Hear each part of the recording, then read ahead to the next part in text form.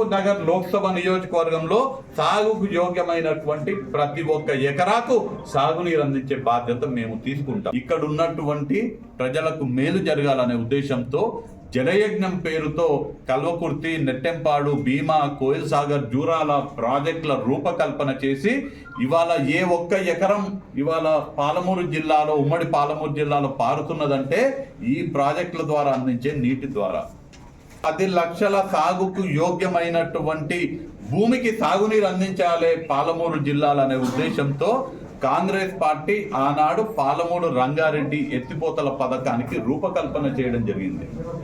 నాకు ఇంకా గుర్తు, ఆగస్టు 8వ తారీఖు 2013 నాడు జీవో నెంబర్ 72 విడుదల చేసి 6,91,00,000 రూపాయలు సర్వే కోసం విడుదల చేస్తే పుట్టినటువంటి బిడ్డనే ఈ పాలమూరు రంగారెడ్డి ఎత్తిపోతల పథకం.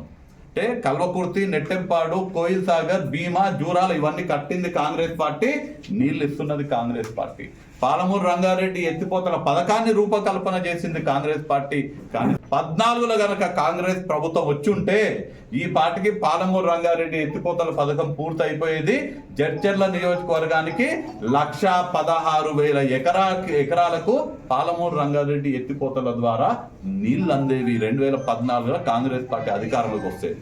కానీ దురదృష్టవశాత్తు 2014లో కేసీఆర్ చెప్పినటువంటి అబద్ధపు మాటలు, బూటకపు మాటలు నమ్మి ప్రజలు కేసీఆర్కి అవకాశం ఇస్తే 10 సంవత్సరాలు పాలమూరు పైన కక్ష పెట్టుకొని, పగబెట్టుకొని ఈ పాలమూరు ఎత్తిపోతల పథకాన్ని పండబెట్టిండు కేసీఆర్. జడ్చర్లలో దాదాపు 1,16,000 ఎకరాలకు సాగునీరు అందించడం, షాద్నగర్లో 79,956 సాగునీరు అందించడము. గత 10 సంవత్సరాలు పాలమూరు జిల్లాలో ఒక్క ఎకరానికి ఒక్క మడికి కూడా నీళ్లు పారించలేదు, ఒక్క బొట్టు కూడా కృష్ణా నది నుంచి ఎత్తిపోయలేదు మన కోసం.